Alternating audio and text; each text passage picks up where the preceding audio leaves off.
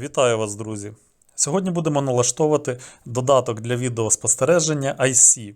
Зараз цей додаток оновився, і в нас в продажу з'явилися камери відеоспостереження під цей додаток. І тому зараз ви зможете побачити відео про те, як можна налаштовувати додаток IC. І також ви зможете придбати камери відеоспостереження за посиланням, які будуть в описі до цього відео, або ж будуть прикріплені в коментарях до цього відео. Встановлюємо додаток з Play Market. Після того, як ми встановили додаток IC, і після того, як антивірусом було перевірено те, що він безпечний, ми відкриваємо цей додаток. Тут треба погодитись. Саме найчастіше запитання, коли люди встановлюють додаток IC, як змінити мову цього додатку. Наприклад, зараз ви бачите, що в мене додаток на англійській мові. Це тому, що в мене виставлена системна мова або українська, або якась інша мова, яка не підтримується цим додатком. Тобто цей додаток є на російській мові і на англійській мові. Заходьте в відгуки та вимагайте того, щоб зробили переклад цього додатку на українській мові, щоб можна було на українській мові користуватися додатком IC. Для того, щоб змінити мову додатку, ми заходимо в налаштування телефону. В мене телефон Xiaomi. Тут в полі вибираємо поле додатково, мова та введення. І тут в мові системна мова вибираємо російська. Після вибору мови треба перезавантажити телефон. Ми бачимо, що мова додатку змінилася, і тепер ми бачимо, що тут є поля аккаунт, пароль, тобто введіть логін, пароль. Якщо забули пароль, натисніть сюди. Також є гостєвий вход і також є реєстрація в верхньому кутку. Внизу ви бачите кнопки «Можна війти за допомогою WeChat», Facebook. І також за допомогою месенджера Line, якщо у вас такий є. Можна натиснути гостовий вхід без реєстрації і таким чином додати камеру. Але в випадку, якщо ми видалимо додаток, то видалиться додана наша камера. Додатку потрібно зареєструватись, і тоді, наприклад, якщо ви перевстановлюєте додаток, всі ваші збережені камери, вони залишаться, і ви зможете відновити до них доступ, не перевстановлюючи знову камеру, не додаючи камеру знову до додатка наново. Тут ми вводимо адресу електронної пошти. Після того ми натискаємо слідуючий шаг, висилається код підтвердження для того, щоб зареєструватись в додатку. Переходимо на пошту, беремо цей код. Після того, як ми взяли цей код, ми його вводимо в цьому полі. І після цього нам запропонують створити пароль для додатку, який ми створюємо, підтверджуємо всі реєстрації. Я думаю, з цим проблем не повинно виникнути. Підтвердивши всі потрібні коди, ви в ньому зареєструєтесь. Я вже в цьому додатку зареєстрований. І для того, щоб увійти, я просто ввожу в якості логіна це адреса електронної пошти і пароль, який я задав при реєстрації. Зараз я ввожу всі ці дані. Ми заходимо в додаток IC, и тут мы бачимо, чтобы обеспечить безопасность вашей учетной записи, пожалуйста, регулярно міняйте пароль. Поки ми це робити не будемо, тут нам повідомляють, що для того, щоб додати камеру, треба натиснути на плюс, а тут ми можемо керувати різними налаштуваннями камери. І як ми бачимо, тут в мене є декілька камер і вони офлайн, тому що ці камери вони знаходяться в Херсонській області. Як ви знаєте, зараз там дуже небезпечно. Тут в полі «Поділіться» ми можемо поділитися камерою. Для того, щоб додати камеру в цей додаток, ми натискаємо просто позначку «плюс». І нам тут пропонують змінити налаштування. Натискаємо «Доступ к местоположению» і повертаємось назад. І нам тут пропонують додати Wi-Fi камеру, додати 4G камеру, додати точку доступу базова, якась камера з общого доступу. Як ми бачимо, пожалуйста, відкройте синій зуб, це додати камеру по Bluetooth. Тобто оновлений додаток може додавати камеру навіть по Bluetooth. Це досить таки цікаве нововведення. Це може якісь іще пристрої є на цьому додатку. І як ми бачимо, тут точка доступу базова, це ми можемо додати камеру, яка вже під'єднана до нашого пристрою, яка вже під'єднана до нашого роутера. Ми просто хочемо до неї підключитись. Це можна зробити за допомогою цих полів. Камера, наприклад, з общого доступу, її також можна знайти і додати. Але якщо камера у нас нова, якщо камера ще нікуди не додана ні до якої мережі, то ми її повинні під'єднати.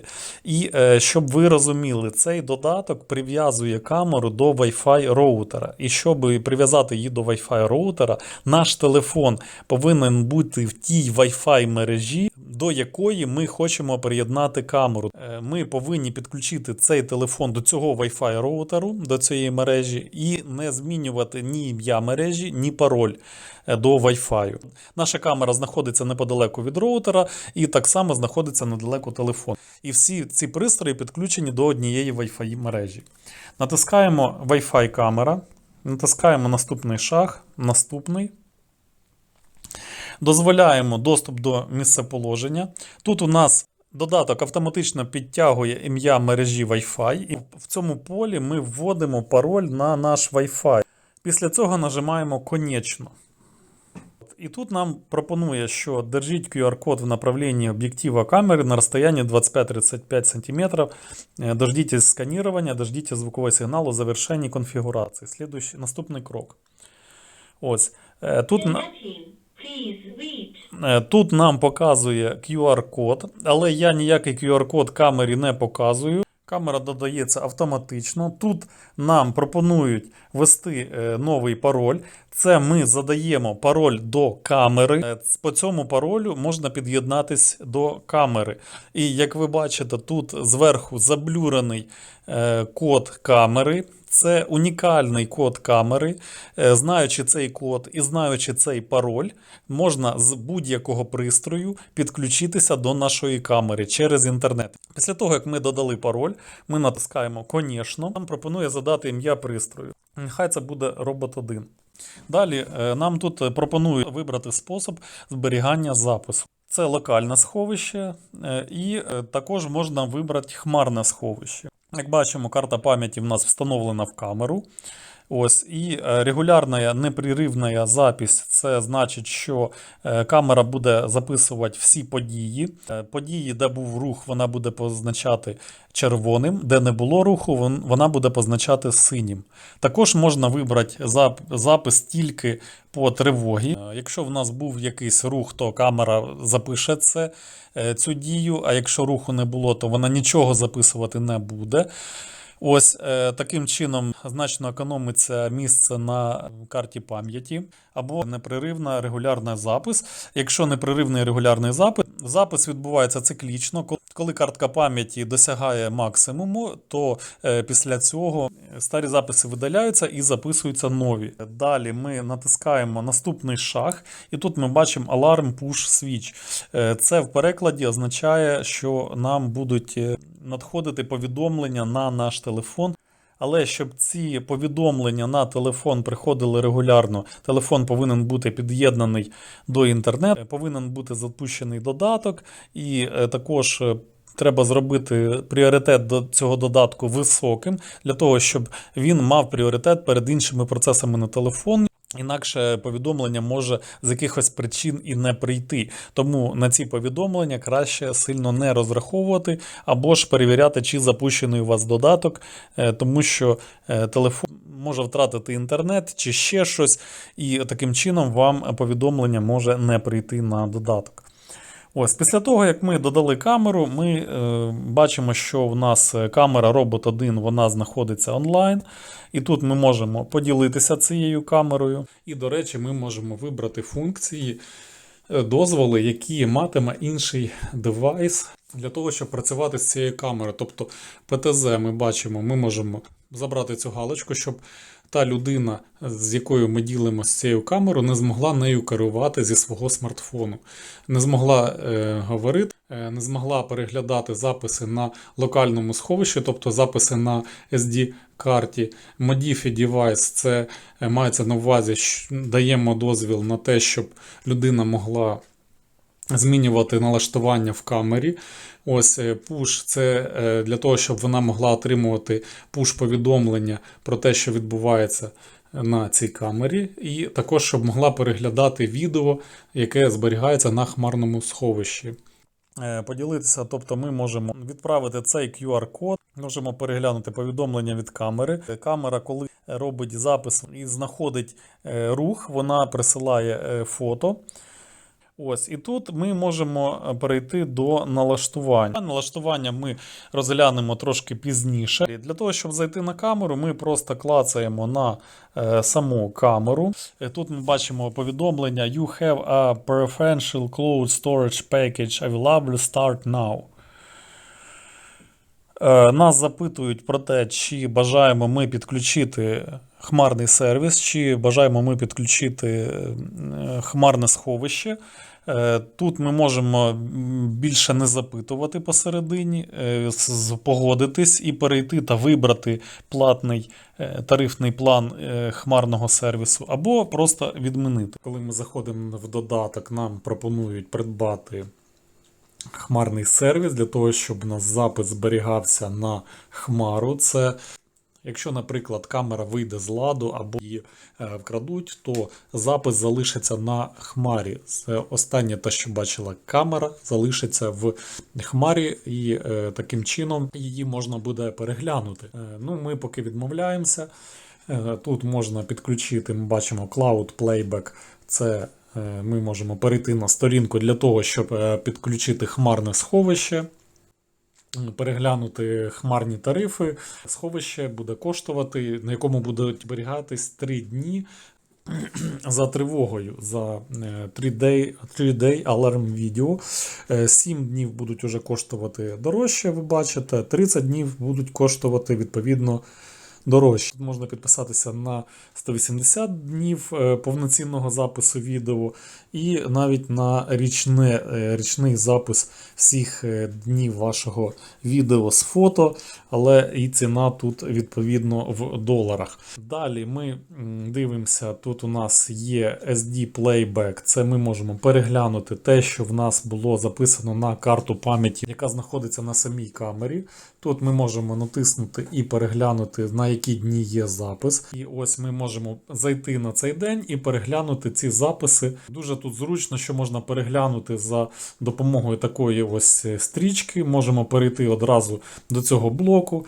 Наприклад, ми бачимо, що тут в нас є такий запис, наприклад, бачимо, що слідкувала камера ось за людиною, вона йшла, і ці камери є спостереження за людьми, і це вона стояла на вікні, і було ввімкнуте це спостереження, і камера за цими людьми спостерігала. Якщо нам потрібно зберегти якийсь відеозапис, ми натискаємо і тримаємо. Вибираємо ті записи, які потрібно зберегти, і знизу натискаємо на кнопку «Скачати», і ці записи зберігаються нам на телефон. Ось ми їх скачуємо, тобто бачимо, ось він скачується. Після чого натискаємо його «Відтворити», і тут на дискетці натискаємо, і він нам зберігається прямо в галерею. Так він зберігається в певній папці цього додатку на нашому телефоні, а щоб його перемістити до галереї, ми натискаємо значок дискетки. Тут ми можемо вибрати, зняти галочку, і нам будуть відтворюватись тільки ті моменти, коли був рух перед камерою, коли була тривога, і переглянути ті моменти. Ось це я тут спробував, як працює ця камера, як в ній працює зум. Зум дуже класний, дуже хороший, на такій відстані дуже гарно працює і дає дуже чітку картинку. Камера 8 мегапікселів, працює просто чудово. Деталізація, номери автомобілів видно дуже добре. Тут у нас є режим Light Alarm. Що це значить? Тут, натискаючи на нього, ми бачимо, тут у нас вибрано двойной. Коли камера приділяє людину, то вмикається прожектор, вмикається світло на камері і освічує цю людину. Якщо ми ставимо чорно-білий, то прожектор вмикатись не буде. Якщо ми вибираємо цвітний, От ми бачимо, зараз загорілися світлодіоди, то камера буде світити завжди. Далі по чувствительності ми бачимо низький, середній та високий. Тобто швидкість реагування камери відповідно низька, середня або висока. Далі, время освіщення – це час, який буде працювати прожектор, скільки будуть світити світлодіоди на камері. Це можна вибрати від 5 секунд до 120 секунд. За замовчуванням стоїть 60 секунд. В Intelligent Violence ми можемо налаштувати Human Shape Detection. Це функція визначення людини, тобто камера буде спрацьовувати на людину, а не на якийсь інший рух. Далі в нас тут є Mostrar Rastros, Rule Setting, Cordon і Alert Area. Alert Area ми можемо вибрати зону визначення для того, щоб якійсь зоні, якщо якась зона реагувала, якась зона не реагувала. Только по направлению стрелки перескакивание лінії охранення визовет напоминання. Тобто ми можемо змінити, забрати стрілку, її якось змінити. Ось ми можемо налаштувати цю зону для детекції. Дуже часто запитують, що таке Mostrar Rastros. Це коли ви вмикаєте цю функцію, коли буде спрацьовувати тривога на рух, а якщо це буде Human Shape Detection, то тоді людина буде виділятись в квадраті, буде виділятись зона цієї детекції. Якщо ви Human Shape Detection вимикаєте, то буде просто обводитись червоним кордоном, виділятись червоно, саме те, на що спрацювала тривога, буде виділятись. Натискаємо «Зберегти». Далі в нас є функція автотреку. Функція автотреку – це слідкування. Якщо у нас не вибрано Human Shape Detection, то камера буде слідкувати за будь-яким рухом. Якщо вибрано Human Shape Detection, то камера буде слідкувати тільки за людиною. Це функція визначення людини. І вона буде спостерігати тільки за людиною. Тут можна налаштувати чутливість камери, низьку, середню або ж високу. Ми тут можемо налаштувати Watch Time. Камера спостерігає 5 хвилин за тим місцем, де зникла людина, і після цього повертається на своє попереднє місце. Watch Time можна вибрати, наприклад, 15 секунд. Ось. І для того, щоб камера поверталася в те місце, звідки вона почала свій рух, для того, щоб налаштувати автотрек, ми натискаємо на цей джойстик. Після цього переходимо на значок часто, натискаємо автотрек. І тут ми бачимо, що наші налаштування є. І тут є така кнопка Set Watch. Ми вибираємо те місце, куди ми хочемо, щоб камера поверталась після того, як завершить своє стеження за людиною. Натискаємо Set Watch. І в нас камера після завершення стеження буде повертатися на те місце, звідки вона починала стежити за людиною. В цьому полі нормальне положення ми можемо навіть сфотографувати ту точку, куди ми хочемо, щоб поверталася наша камера. Тут також можна налаштувати тур. Це мається на увазі, що ми можемо вибрати певні. Ось тут функція є круїз-контроль. Тобто ми вибираємо, щоб місця, куди буде дивитися наша камера, наприклад, задана точка 1, задана точка 2 і задана точка 3. Після того, як ми натискаємо «Начать тур», камера в нас буде відслідковувати ту чи іншу точку. Таким чином налаштовується автотрек. Далі ми тут зможемо налаштувати якість відображення на нашому телефоні, вибравши UHD або SD якість.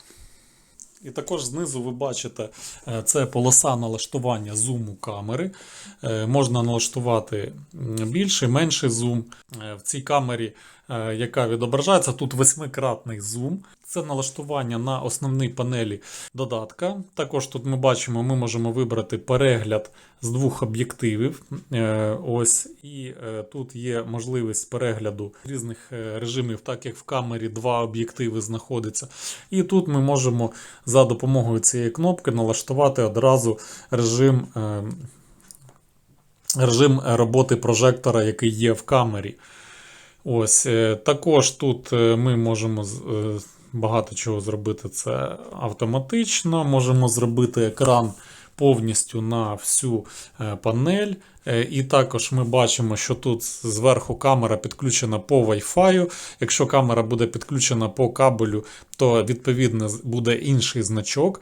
І ми бачимо, що камера підключена по Wi-Fi, і сигнал Wi-Fi в нас дуже добрий, тому що ми бачимо, є всі поділки Wi-Fi на позначці. Далі, для того, щоб перейти до інших налаштувань, ми натискаємо в правому верхньому кутку значок шестерні. Тут у нас основні настройки додатка. Тут ми можемо вимкнути тон. Це вимкнення звуку, коли вмикається камера. Вона нас вітає, щоб це вимкнути. Вимкнути це голосове вімкнення камери. Наприклад, якщо пропадає світло, потім воно з'являється, камера вмикається, вона не буде сповіщати звуком, що вона вімкнулася. Тут ми можемо відразити зображення, перевернути зображення вверх-вниз, якщо воно в камері відображається якось інакше. Тут ми бачимо язик пристрою англійський. Тут ми можемо налаштувати швидкість повороту камери. Це може бути медленно, нормально, бистро. Ну, ми вибираємо швидко. Ось. Далі Loud Speaker Volume. Це налаштування гучності динаміку камери. Тут стоїть 75%, ми його залишаємо так, як є.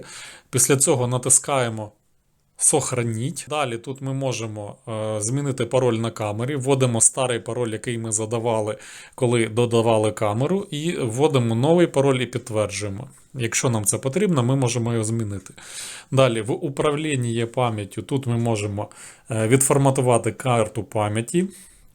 Можемо переглянути, яка в нас карта пам'яті встановлена в цю камеру.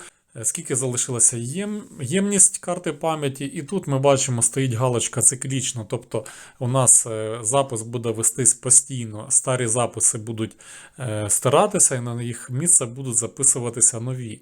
Буде зберігатись інформація за якісь дні, наскільки буде вистачати ємність цієї карти пам'яті. Також можна вибрати, щоб, якщо карта пам'яті заповнена, щоб все зупинявся запис, але, як правило, всі ставлять циклічно. Далі. Налаштування запису, режим відео в нас стоїть, що записувати. Тут ми бачимо длительність 5 минут. Ми можемо змінити, наприклад, щоб у нас були ці блоки на карті пам'яті не по 5 хвилин, а, наприклад, по 20 хвилин, щоб вони записувались такими блоками, щоб нам було легше знайти той чи інший блок. І тут ми вибираємо якість відео, з яким буде записуватись в нашій камері, буде записуватись відео. Якщо камера 8 мегапікселів, це дуже класна камера, то ставимо, звичайно, і саме краща якість. І також запис звуку ми ставимо, що звук записувати. Далі Smart Alarm. Тут ми бачимо, що це розумне реагування. Human Shape Detection – це визначення людини. І тут ми бачимо режим. У нас йде запис фото, запис відео.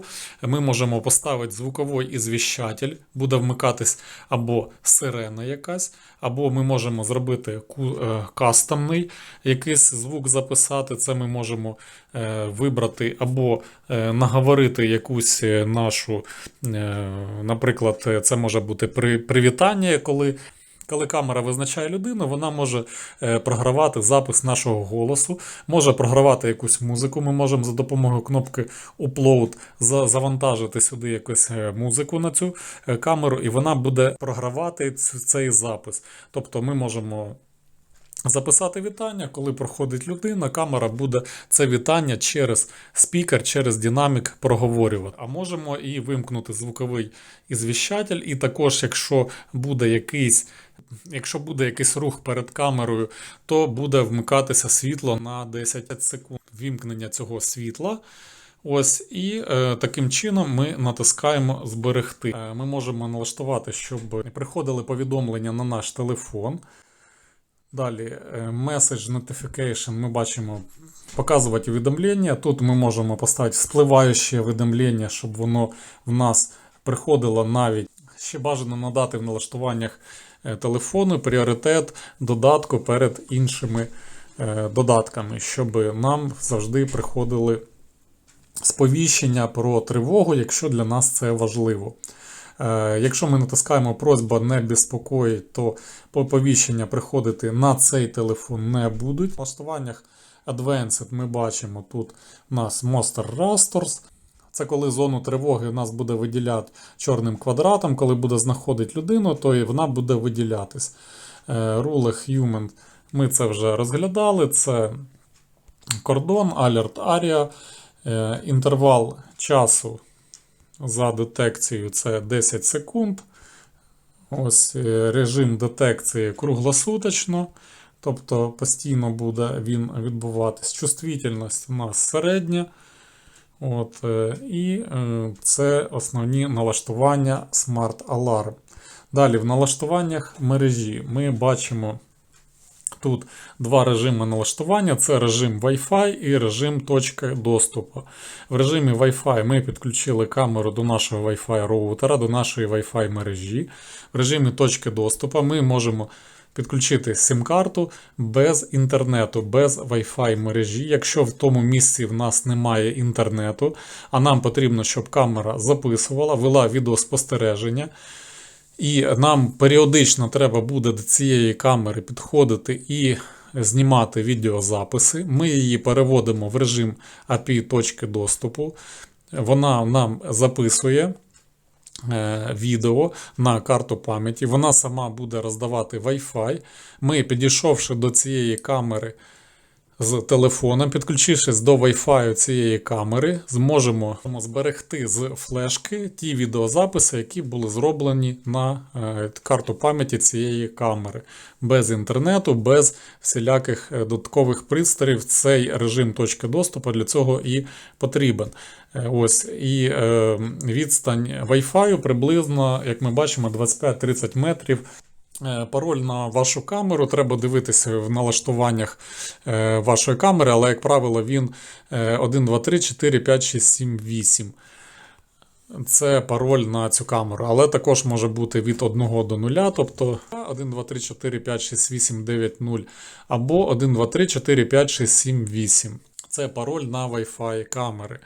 Для того, щоб налаштувати, натискаємо «Зберегти» і камера наша перейде в режим точки доступу. Далі ми тут можемо активувати хмарне сховище. Це ж було вже.